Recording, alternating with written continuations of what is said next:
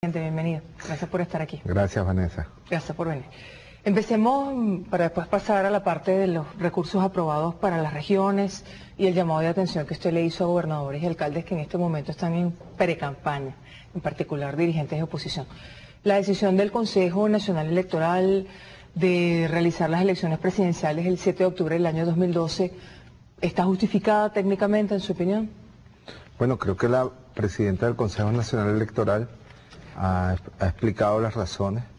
Hay que destacar, según lo que la presidenta informó, que fue una decisión unánime de toda la directiva del Consejo Nacional Electoral, de manera que ellos habrán tenido sus razones de carácter técnico para fijar la fecha del 7 de octubre del año 2012 como el día de la elección presidencial y diríamos más de la reelección presidencial del comandante Chávez. ¿Hubo alguna presión del gobierno nacional hacia el Consejo Nacional Electoral para cambiar fechas, por ejemplo? No, yo creo que la única presión que ha recibido el CNE ha sido de la oposición, que en las últimas semanas desató una campaña para presionar al Consejo Nacional Electoral a fijar el cronograma, y ya es costumbre en la oposición la presión permanente, la descalificación al órgano del poder electoral que está establecido en la Constitución y que ha sido designado legítimamente por la Asamblea Nacional.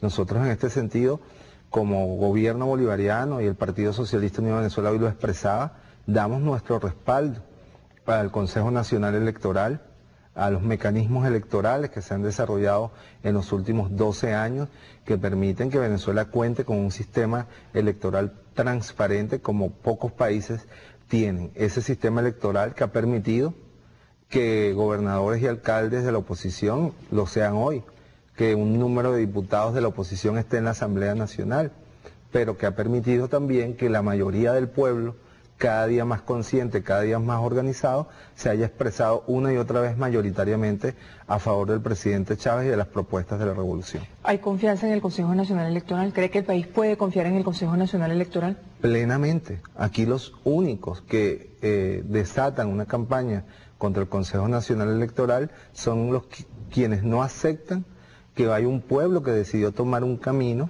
y que reiteradamente lo ha manifestado por la vía democrática, como no reconocieron en el año 2004 la gran victoria del aprobatorio que terminó siendo aquel referéndum para el comandante presidente Hugo Chávez. Por contrario, está el testimonio ético del propio presidente Chávez y de la revolución de que toda elección que nosotros hemos perdido en alcaldías regionales, bueno, la reforma constitucional fue inmediatamente reconocida por el jefe del Estado. ¿En qué afecta al funcionamiento del gobierno nacional, vicepresidente, este cambio de fecha?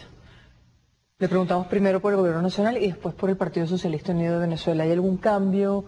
Pero es que realmente no podemos hablar de un cambio de fecha, porque no había fecha. No está fijado en ninguna ley. Que tenga que ser en diciembre. La ley estableció que el órgano electoral, la Junta Directiva, el Poder Electoral, que es un poder autónomo, fija la fecha de la elección del presidente. Lo único que tiene establecido la Constitución es el día en que se juramenta el presidente de la República, que lo hará Hugo Chávez por cuarta vez, creo yo. Pero la oposición dice que no. De hecho, hoy los representantes de la autodenominada Mesa de la Unidad Democrática, en particular el señor Ramón Guillermo Veledo, secretario ejecutivo de esta organización, dijo que incluso van a plantearle a la bancada opositora en la Asamblea Nacional una ley de transición porque la oposición da por hecho que va a triunfar el 7 de octubre y que debe haber un periodo en el cual, según la visión que ellos están planteando, el presidente Chávez no puede seguir ejerciendo la primera magistratura.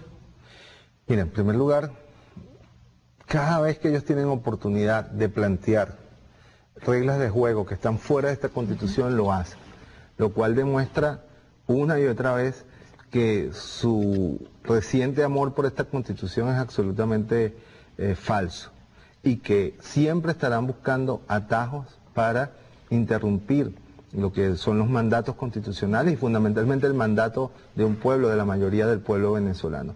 Pero en todo caso, esas son hipótesis absolutamente descabelladas, porque el 7 de octubre tiene un ganador. Y tiene un ganador no porque nosotros tiene un ganador con trampa, tiene un ganador Eso te iba a decir, no porque nosotros vayamos a hacer trampa ni seamos adivinos, sino simplemente porque comprendemos el proceso de acumulación de fuerza política que ha logrado el pueblo venezolano, que ha logrado nuestro pueblo, su conciencia, su madurez y que se siente hoy en las calles, que lo reflejan las encuestas de todo tipo, pero que sin embargo nos obliga a nosotros.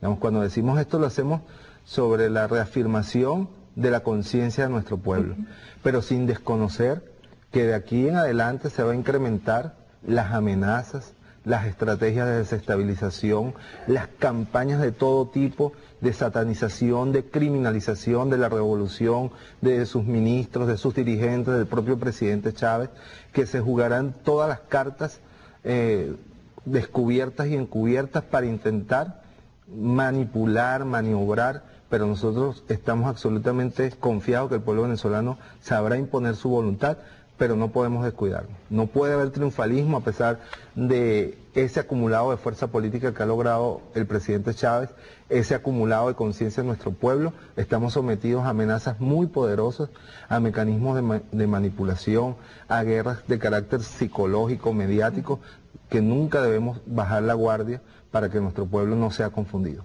Vicepresidente, usted planteaba que ya que se conozca el calendario electoral, al menos de la separación de los 3 procesos electorales, no va a implicar un cambio en la gestión de gobierno. ¿Para el Partido Socialista Unido de Venezuela implica algún cambio en su dinámica de estructuración? En primer lugar, que ciertamente no te respondí, y no, nosotros en el gobierno estamos trabajando no en un plan de gobierno coyuntural. En primer lugar, estamos desarrollando el primer plan socialista de la nación, pero además el presidente ha lanzado políticas que trascienden la coyuntura. Las grandes misiones, la gran misión Vivienda Venezuela está proyectada hacia el año 2015, la gran misión Agro Venezuela también, la gran misión Saber y Trabajo que estamos ya trabajando, planificándola también, las grandes obras de desarrollo de infraestructura del país, el ferrocarril del Llano, del centro, todas tienen una proyección mucho más allá del año electoral, porque el proyecto de país que está impulsando el comandante presidente en base a lo establecido en la Constitución trasciende una coyuntura electoral, es un proceso realmente de transformación de la patria, y para que eso pueda continuar, y eso sí es importante destacarlo, en verdad la única garantía, y lo digo con plena conciencia, de que eso pueda seguir siendo así, es que Hugo Chávez siga en la presidencia de la República. Es un proyecto, estos proyectos que trascienden del periodo presidencial, ¿usted piensa que se pondrían en riesgo si ganara la oposición las elecciones? Absolutamente, el proyecto de transformación. Pero los factores de oposición dicen que van a continuar con misiones, dicen que van a continuar con proyectos. Mira, yo creo que el mejor desmentido a eso es los estados donde gobiernan. En el estado Miranda fue desmantelado toda la estructura de apoyo a la misión Barrio Adentro. Igualmente en el estado Táchira, donde hasta los infocentros fueron desalojados de los locales de gobernación. De manera que el fariseísmo de quienes pretenden ser presidentes y hoy son gobernadores, de que van a continuar con las misiones, los pueblos de Miranda, del Zulia, de Carabobo, del Táchira pueden dar fe de lo que ha pasado con las misiones en ese estado, que solamente se mantienen por el apoyo y por ser una política de carácter nacional. Quienes dicen esto están mintiendo, vicepresidente. No es posible, por ejemplo, Vanessa, una oposición que solucione el problema de la vivienda sin tener que confrontar los intereses de clase que ellos mismos representan. Un gobierno de la derecha, de la oligarquía, va a recuperar los mejores terrenos de las ciudades, de Caracas, de las principales ciudades, para dársela a los pobres para que construyan con financiamiento, donde le hemos impuesto a la banca privada el financiamiento de muchos de esos proyectos. Eso no lo va a hacer ningún gobierno que tenga por detrás o que sea una marioneta de los banqueros o de los grandes terratenientes urbanos o de los monopolios del desarrollo de alquiler. Una ley como por ejemplo para beneficiar, proteger a los inquilinos, a los pequeños propietarios, nunca se va a desarrollar en un gobierno de la derecha, y el pueblo cada día tiene que tener mucho más conciencia de eso. Usted hablaba de amenazas, hablaba de posibles procesos de desestabilización impulsados por factores de oposición, según lo que usted plantea, vicepresidente. ¿Tiene elementos reales que indiquen que esto puede ser así?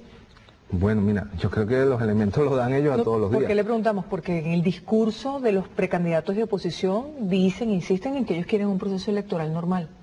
Claro, pero efectivamente que ese es el discurso destinado a presentarse como demócratas, cuando en el fondo siempre están jugando a una carta. Por ejemplo, plantear ya, de hecho, cuando a estas alturas se saben perdidos en las elecciones del 7 de octubre del 2012, de que van a ganar y van a cortarle el mandato. ¿Cómo van a cortarle el mandato al presidente Chávez. En primer lugar, no se lo van a poder acortar porque el presidente, más bien el pueblo, el 7 de octubre le va a extender el mandato por 6 años más. Por cierto, Vanessa, sí, el 7 de octubre también vamos a estrenar la enmienda constitucional que aprobamos en febrero del año 2007, ¿no? Que sí, es parte de los procesos de los nuevos mecanismos que previó la Constitución. 2009, 15 de febrero de 2009. Correcto. Sí. 15 de febrero del 2009 fue aprobada la enmienda número 1 de la Constitución de la República Bolivariana, que como recuerdo aquella noche, aquel domingo, el presidente nos dijo, se abrió nuevamente el horizonte, ¿no? Y el horizonte es la posibilidad de que el presidente, que el pueblo, no que el presidente sea reelegido, que el pueblo reelija a un presidente en el cual confía plenamente, que es leal a los principios y al mandato de un pueblo. Pero tú me preguntabas... Sobre las amenazas, o sea, ¿qué le indica que vamos hacia un proceso de una confrontación durante más difícil? Este año hemos visto cómo las agresiones del imperialismo norteamericano, primero las sanciones contra PDVSA, luego la inclusión en la lista de narcotraficantes y terroristas de un importante jefe militar, un compañero, un patriota, como escribe el Alcalá, de un diputado, Freddy Bernal, y de otros compañeros militantes revolucionarios, son parte de las estrategias de ablandamiento de la opinión pública nacional e internacional para hacernos ver como un gobierno integrado por narcotraficantes, por terroristas. Luego